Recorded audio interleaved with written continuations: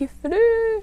Oi gente, sejam bem-vindos ao meu canal, meu nome é Arieska Meurer e eu vim falar sobre livros. Hoje eu fiz um compilado aqui de livros de uma temática que me interessa muito e que talvez vocês gostem também, que é quando autores literários usam pseudônimos para publicar os seus livros. Algum desses casos aqui eu já havia ouvido falar, eu já sabia alguma coisinha meio por cima, mas durante a minha pesquisa eu acabei descobrindo outras informações e outros autores, algumas outras curiosidades que eu achei bem interessantes e por isso eu decidi trazer para vocês. Se no final do vídeo vocês perceberem que ficou faltando algum autor que utilizou pseudônimo para publicar o livro, por favor, deixe nos comentários. E se souber também sobre histórias, sobre o porquê que foi, a gente vai ficar muito contente em ler esses outros nomes. Esse aqui eu acho que eu quero deixar para depois. Vamos começar com um caso que talvez boa parte de vocês já saibam a história, porque acaba sendo um pouco mais falado, um pouco mais comum de se conversar, que é o caso das irmãs Bronte. Elas viviam na Inglaterra no período lá dos anos 1800, numa época que o papel da mulher ainda era muito relegado ao ambiente doméstico, a ser mãe, ser esposa, e não era muito bem visto, na verdade não era nada bem visto, uma mulher de uma boa classe social, de uma boa família, buscar trabalho. O trabalho ainda era visto na sociedade como algo assim para as mulheres mais pobres. Então, se você era de uma família considerada respeitável, você não deveria procurar trabalho. E a escrita, né, a publicação de livros também era considerado um tipo de trabalho. Então, as mulheres, para elas manterem o título de mulheres respeitadas e respeitosas, elas não poderiam fazer publicações de livros, elas não eram levadas a sério se elas tentassem publicar. As irmãs, elas escreviam e elas queriam publicar suas obras,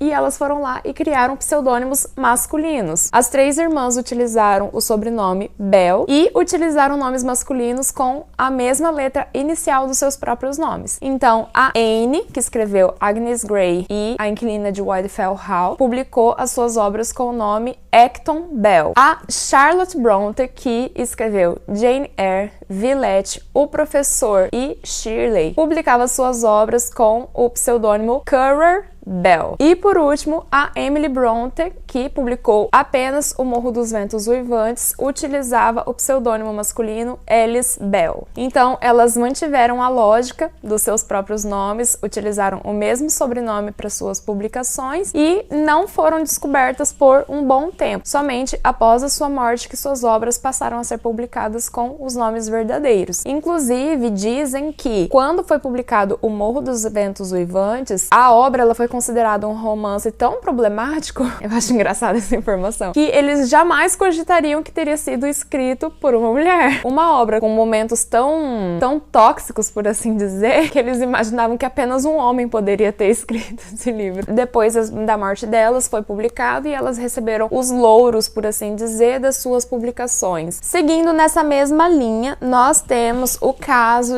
George Eliot, que publicou a obra Middlemarch. Mas George Eliot é o pseudônimo. Quem escreveu esse livro foi a Mary Ann Evans, que utilizou o pseudônimo de George Eliot para poder ser levado a sério, para que seu livro fosse considerado para ser publicado. Quando eu fui fazer a pesquisa sobre isso daqui, eu quis entender o porquê que até hoje se utiliza o nome George Eliot. Porque, por exemplo, no caso das irmãs Bronte, hoje em dia eles utilizam o nome correto delas para as publicações, mas não é esse caso. E eu fiz uma pesquisa e a resposta que eu tive é que se trata de uma questão assim de legado cultural e de identidade literária. Ou seja, a obra Middlemarch ficou por tanto tempo tão associada ao nome George Eliot que não faria sentido fazer a alteração para o nome original da Mary Ann Evans, que alterar poderia acabar mudando a percepção que o público tem da obra e da autora, e que o pseudônimo acabou se tornando uma marca dessa obra. Ela é parte integrante desse legado, então não faria sentido fazer essa alteração. Esse daqui talvez vai chocar vocês. Eu não tinha ouvido falar e eu fiquei passada a hora que eu li essa informação. Vocês sabiam que George Orwell, que escreveu A Revolução dos Bichos em 1984, 1984 não se chama George Orwell? Pois é, eu também descobri hoje. Na verdade, o nome do autor que escreveu essas obras aqui é Eric Blair. Ele criou esse pseudônimo porque ele trabalhava no início da sua carreira com documentos jornalísticos e ele escreveu muitas obras que mostrava de uma vivência, assim, da pobreza, uma realidade de rua mesmo. E ele ficou com receio de que o nome da família dele, a família Blair, ficasse associada a vagabundagem. Pois é, gente, foi por isso. Então, ele quis fazer as obras que ele tinha vontade, só que ele não queria que uma possível percepção negativa do público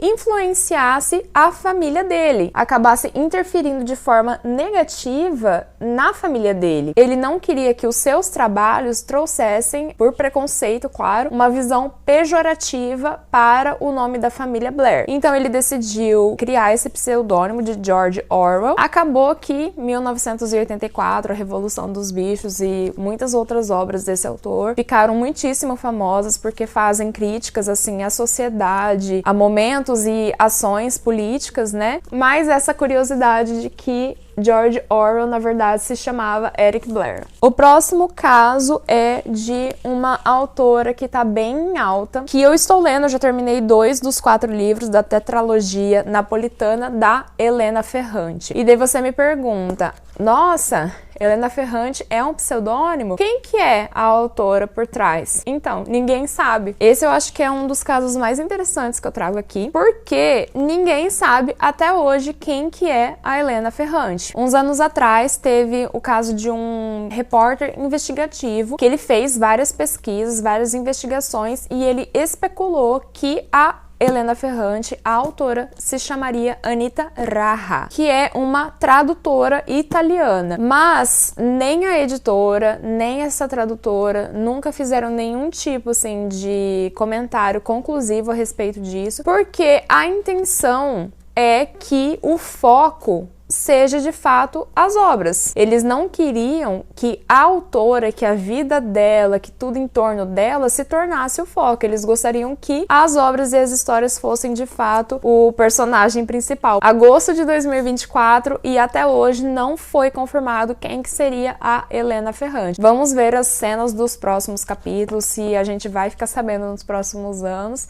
Talvez sim, talvez não, mas fica essa outra curiosidade. Nós temos o caso também, infelizmente eu não tenho nenhuma obra aqui para mostrar para vocês, do Lewis Carroll, que é o autor de Alice no País das Maravilhas. O nome verdadeiro dele, eu vou ter que colar. Charles Lutwidge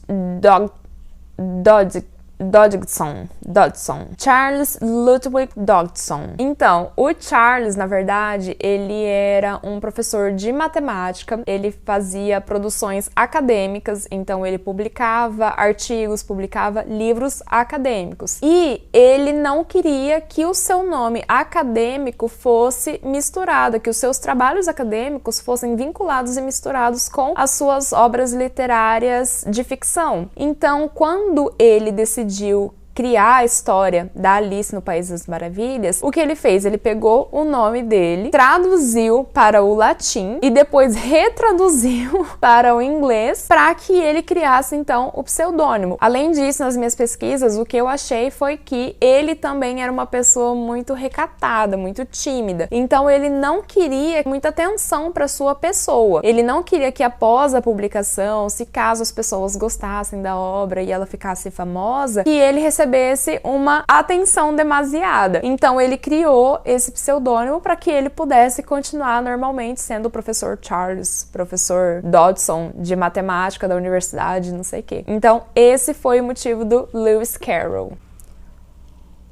Depois nós temos um caso que não é bem um sinônimo, na verdade é a omissão mesmo do nome, que é o caso da Jane Austen, que publicou obras assim homônimas como Orgulho e Preconceito, Razão e Sensibilidade, Emma, dentre outros. Como é o caso da Mary Ann Evans e das irmãs Bronte, a Jane Austen também vivia na Inglaterra dos anos 1800, bem no comecinho ali, 1810, 1813, ali foram as suas primeiras publicações, e que as obras escritas por mulheres não eram levadas a sério. Mas, além disso, também tinha o caso que eu comentei no começo do vídeo sobre ser mal visto. Tinha uma questão da modéstia. Na época, era visto como mais respeitável uma mulher se manter modesta e não buscar fama, ela se manter assim às sombras, por assim dizer. Então, esses são alguns dos motivos para que a Jane Austen tivesse feito as suas publicações como by a lady, ou por uma dama, que seria uma forma assim de falar que quem escreveu aquelas histórias foi uma mulher, mas que não era revelado para o público quem foi essa mulher, de qual família ela era, de qual região ela era. As obras, como vocês bem sabem, se tornaram um sucesso e somente após a morte dela também que foi publicado, enfim, o seu nome verdadeiro, que foi divulgado ao público quem que era a verdadeira autora por trás das obras como Orgulho e Preconceito. E daí, o último caso que eu trago aqui pra vocês é a autora polêmica que escreveu o nosso queridíssimo Harry Potter, a J.K. Rowling. Aí você vai ficar pensando assim, como assim? J.K. Rowling não é o nome verdadeiro dela. Então, gente, sim, o nome dela é Joanne Kathleen Rowling, mas ela foi instruída pela sua editora a ocultar os seus primeiros nomes, tentando aproximar ela de autores como o C.S. Lewis, que escreveu Crônicas de Nárnia, ou o J.R.R. Tolkien, que escreveu O Senhor dos Anéis. A intenção era que o livro fosse levado mais a sério, porque mesmo nos anos 90, na Inglaterra, os livros que eram escritos por mulheres eram considerados assim inferiores a obras escritas por homens. Então eles pediram para que ela omitisse o seu nome na obra para que conseguisse fazer as vendas ali iniciais e depois acabou se tornando, né, aquela fama toda que a gente já sabe. Esse foi um caso que quando eu tava lendo a respeito, eu vou ser bem sincera, eu fiquei um pouco chocada. Talvez um pouco até decepcionada. Porque, gente, convenhamos, a gente lê as histórias sabendo que a Jane Austen, as irmãs Bronte, a Marianne Evans precisaram publicar os seus nomes,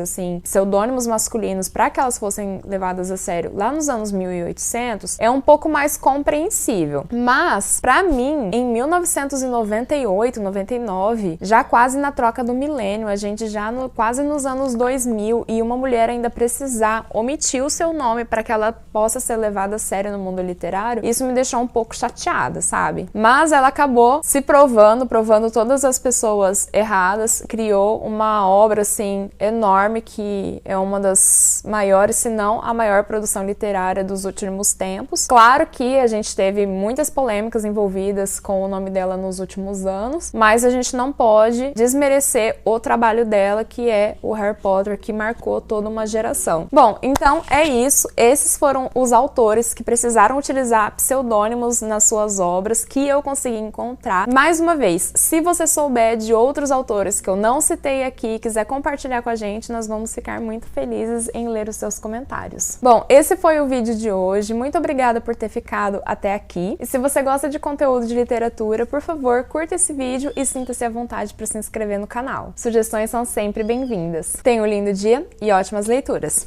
Tchau!